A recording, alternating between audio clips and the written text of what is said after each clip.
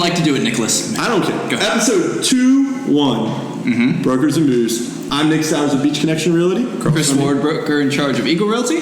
Bill Yates, Sands Realty. And we have two guests with us today. Paul Stecker, Caliber Home Loans. Phil Treadwell, Mason McDuffie Mortgage, and the Mortgage Marketing Expert Podcast. So we are here doing what we do. Trying some. So what do we got here today, Bill? Not much. We've got a Japanese whiskey. There's nothing left. There's nothing left. Too many guests, too many good times. Kurayoshi, something like that. Kama Sutra. I don't know. Kurayoshi. Aged 12 years. A Matsui whiskey. Yes. 12 years. 46%. Guarantee it. So here's what we do. It's a Japanese whiskey. Oh yes, Japanese. I've never had a Japanese whiskey. Check it out. Whoa. All right. It seems lighter in color than most Yeah. whiskeys that I've seen, at least. Is that? I had to water yours down, Chris. It's getting out of hand. Of the five of us, I'm the one out of hand. So I have a hack for people. If you're in a major metropolitan area and there's major hotel chains, they typically have happy hour. And I'm speaking from personal experience. The Westin hotels in Dallas are nicer hotels. And their happy hour from 4 to 5 or 5 to 6, I can't remember, it's 1 hour, they do 50% off any of their spirits. So if you want to go try high-end whiskeys and high-end scotches, that's a great way to do it because you can get a $50 glass of scotch for $25 of whiskey. And I tell you that story because that was the first time that I tried this kind of Japanese whiskey was out of Weston. He's like, dude, it's only like $15 or $20 or whatever it was. And it's been incredible. So that's his hack in major metropolitan areas. In Myrtle Beach, our hack is come by the old Yates pub. You might find some things that you never discovered before. Some interesting spirits. I might find some things I haven't discovered. The address is in the show notes.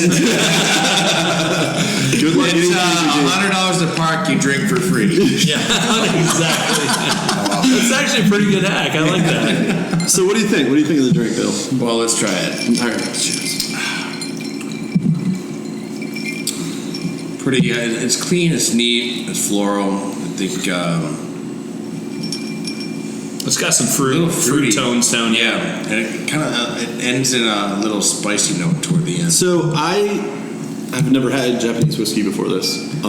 Is there anything that differentiates Japanese whiskey from your bourbons and whiskeys we're used to in the U.S.? It's because it's made in Japan. Just besides that. No, and honestly, I was going to ask the same question because it says it's a 12-year, and as I'm drinking this, it's comparable to a lot of 12-year scotches. Right. You know, and so I think there's a lot of fruit tones. There's a little bit of a spicy note at the end. It's pretty smooth. It kind of has a buttery finish to it. I'm wondering if this isn't a comparable. It says malt whiskey. It says malt, but it says Matsui. And they actually spell whiskey wrong. Well, no, it's the way they. Yeah, and is that the Japanese in spelling? Europe, there's no E, and in the United States, there's an E. We like to add the E. We have extra. We're bougie.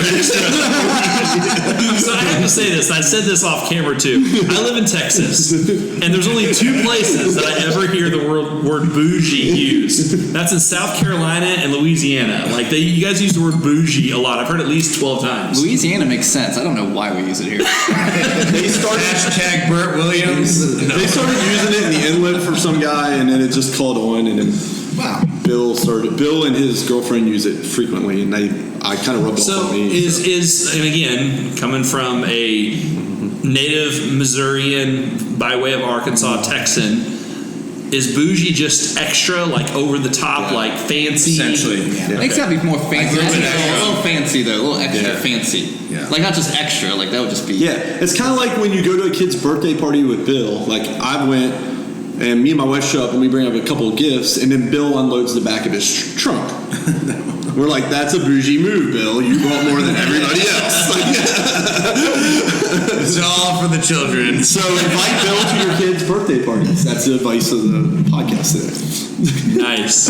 You know, I tell you what, guys, like I've done 60 some odd episodes. I've been on probably 50 some odd other episodes. This is up there as far as one of the funnest podcasts I've done, and we're doing some episodes here. The cool thing for me, in all seriousness, is you guys have combined things that people like, and then relatable content about a professional industry, being mortgage and real estate. And the way you guys have combined that is a really cool thing that I, with good conscience, I'm going to steal the idea and start another podcast just like this. Cheers on that note. Cheers to that. Yep, let's do it. It's the best form of flattery. Yeah, exactly. Name it close to ours so your listeners accidentally find us. Well, shout out to Jeff Zemfer, who has Mortgage Marketing Radio. I have Mortgage Marketing Expert.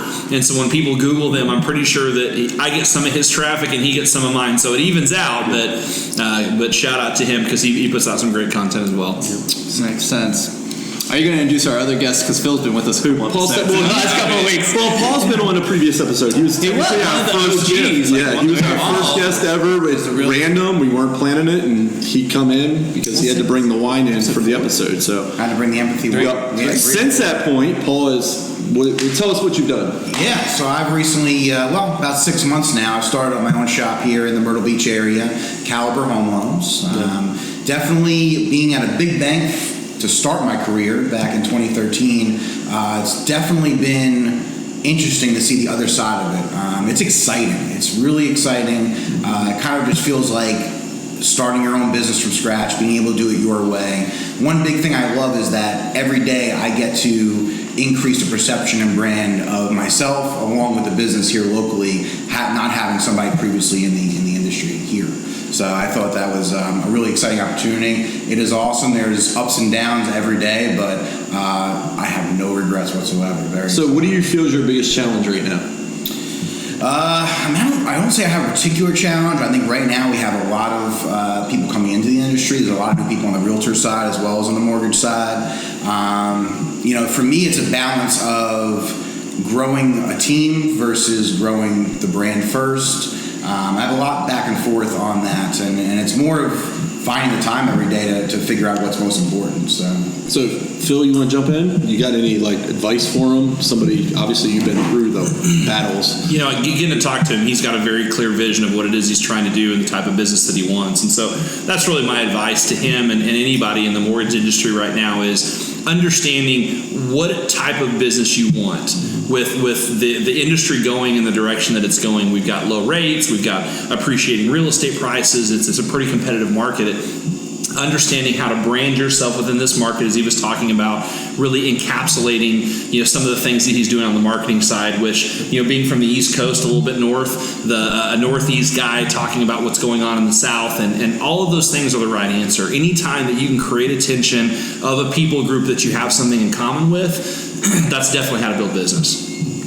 Very good. That's great. I mean, it's something, like I said, it's I think every realtor that I talk to, you're your own business. They know that. I mean, if you don't make money, if you're not out there hitting the street creating your own personal brand, what are you doing? And I try to always leverage myself to say, what can I do to help you grow your business? What can I do to help you grow your brand? And I think at the end of the day, we all kind of do the same thing. We create value. Create value for partners, we create value for our clients. And I think that if you keep focused on that, you create a plan for the short term and the long term. I mean, that's the goal. That's where it is. So if you're not creating value, you're done. As far as I'm concerned. So I think that's kind of the vision. The vision. What do you think about that? As far as creating value, I feel like that's kind of what I do on a daily basis. At the bar or at work? That's a bold statement right there. I'm not saying it's an untrue statement. I wouldn't say it's a bold statement. I wouldn't disagree. It's kind of true. I've been to the bar with him a lot, and he creates value. All of a sudden, you're missing a drink. You have a drink. As a real estate agent broker, real estate purchases are typically emotional driven. Mine are typically numbers driven.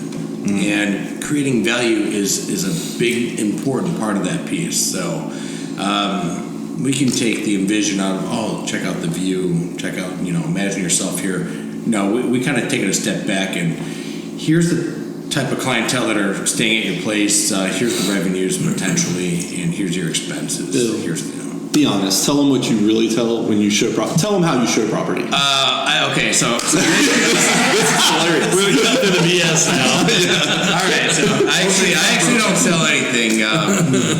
Well, I do sell a lifestyle, but You don't even go in the units. the product, the real estate sells itself. I sell a lifestyle. No, that's true. That's funny, but that's a super true statement. And the reason I love that, and I want to jump in and interrupt here for a second. The same way on the mortgage side, we're not selling a mortgage. No one really wants a mortgage. Give me a big fat mortgage with a huge payment right now. And I can't afford to pay it, right? Just to take it in 2 years. They want what the mortgage can provide for them, which is a home or an investment, right? And so that's what I like about the statement he's making. He's like, I don't need to sell the property. Here's the kitchen, here's the bathroom, here's the bedroom. I'm selling a lifestyle of being location in Myrtle Beach. Here's the type of lifestyle you can have with this property. And I think that's 1,000% the right answer from my perspective. And so it's 100% true, and I actually respect, I believe it works. But the funniest part about that whole thing is Bill actually tells the client that. He's like, these things sell themselves. I'm just here to sell you the lifestyle. Essentially, I moved from Michigan to South Carolina.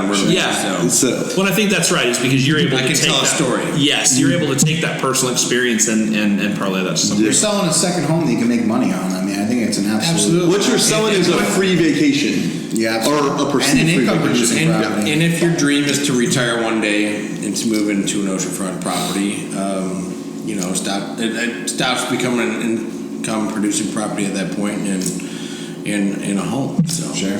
Well, I want to, for anybody that's listening, because I know this group of guys, for any men and women listening, raise your hand right now. I know you're in your car, you're at home, you're listening somewhere. How many people right now can raise their hand and say, I would love to have a property in addition to where I live that creates income for me down the road or now? That I can vacation at as well. Exactly. And everyone, if you're not raising your hand right now, it's because you're lying. Raise your hand. Come on, do it. Right.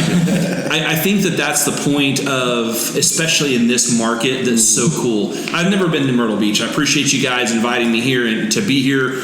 Myrtle Beach is a really cool area. I've heard a lot of cool stuff about it. But this is an interesting market because everyone that's here, you have this group of locals that are here that are like completely sold out to the market, and you have people that are relocating here from the Northeast, from the North, from different locations, and like, I want to live here and I want to create income producing properties here. And there's a mix of that's really unique to a lot of markets. Mm-hmm. Now, when we talk about like selling the lifestyle and selling like what Myrtle Beach has to offer, do you find that on the mortgage side too, being a local mortgage lender, Paul? Like how do you see working with borrowers?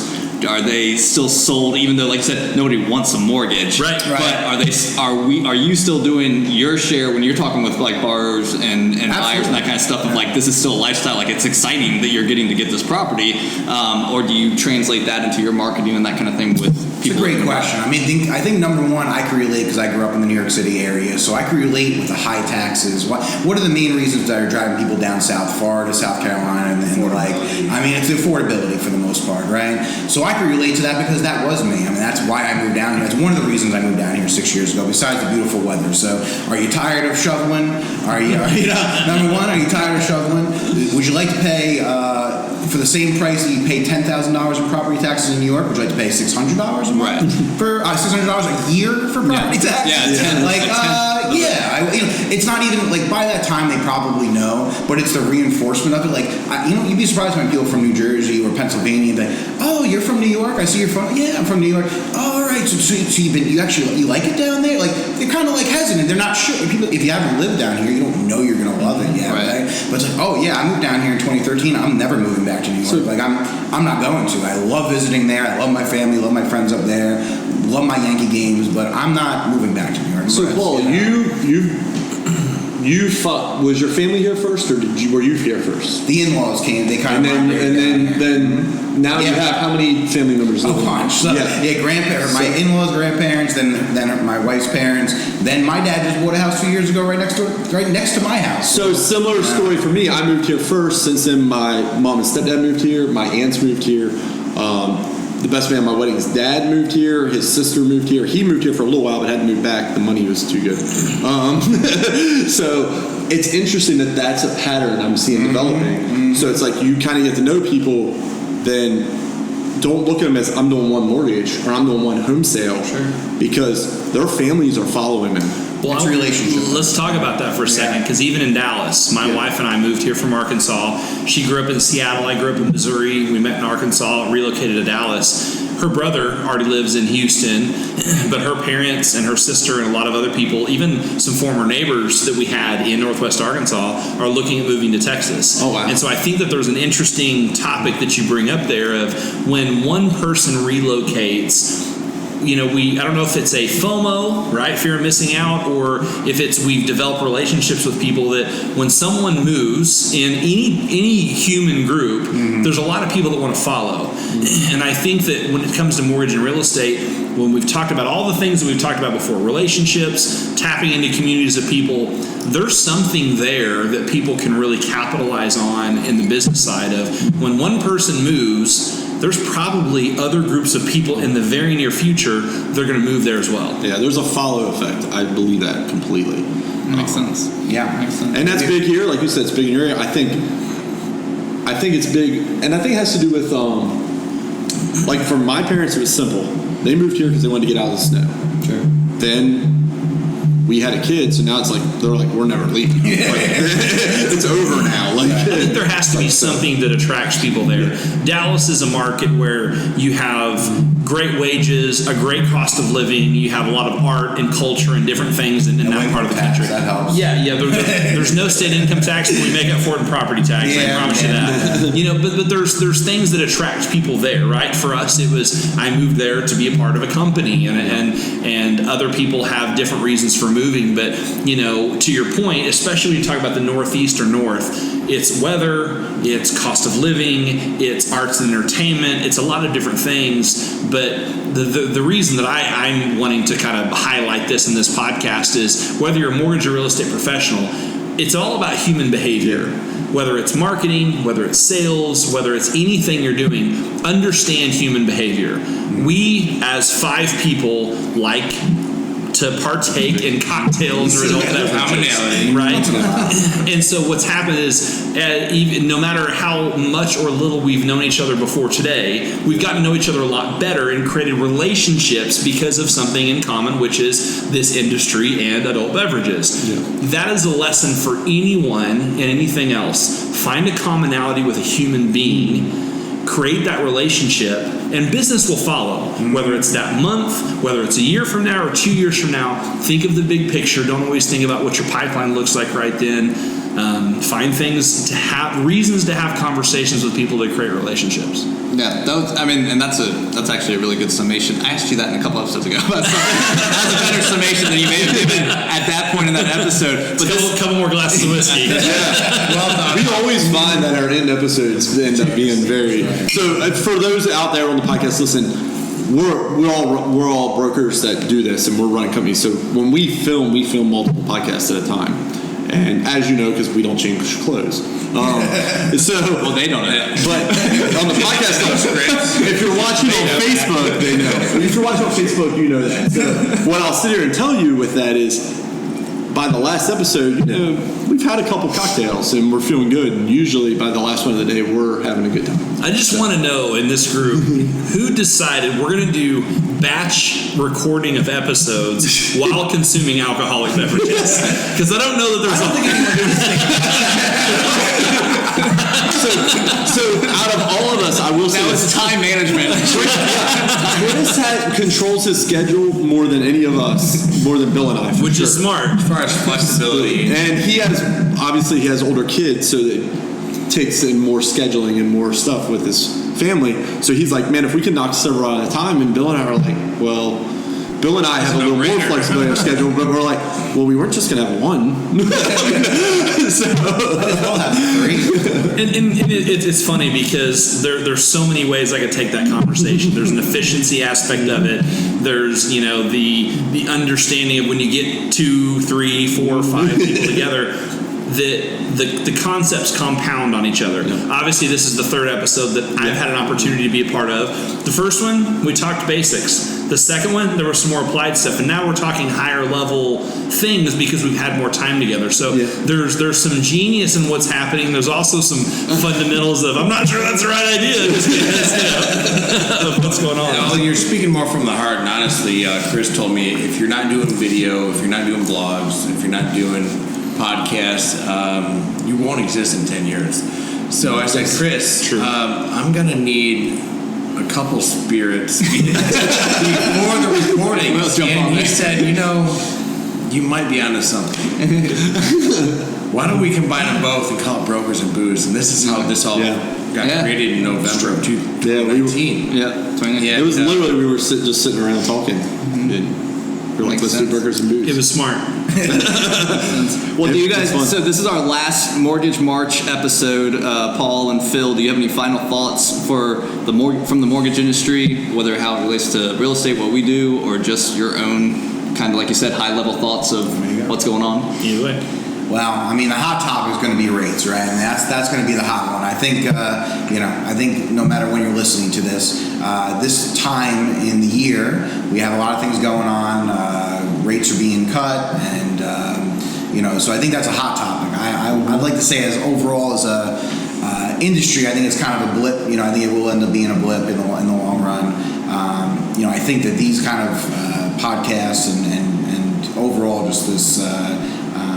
Doing mortgage marketing and learning. I've already learned a lot from Phil in a few hours. I appreciate you coming down. I appreciate being here. Amazing. You took time out of your schedule to come down to Myrtle Beach and be with us, so we appreciate that. That's surreal. Appreciate it. Well, I definitely appreciate being here, and I'm going to take a little bit different angle when it comes to my thought process. And I'm a podcaster, and I'm on a podcast, and so I'm going to be a podcast evangelist for a minute. I want to throw out a couple numbers for people. In January 2020, the average podcast episode was 37 minutes long. And when you think about video views on Facebook, the average video view was about 10 seconds long. And if you average the top 10 most watched videos on Facebook, you'd been about 71 seconds, so about a minute. Podcasting has an average episode length of 37 minutes, and statistically, according to Edison Research, 93% of people listen to most or all of an episode that they start.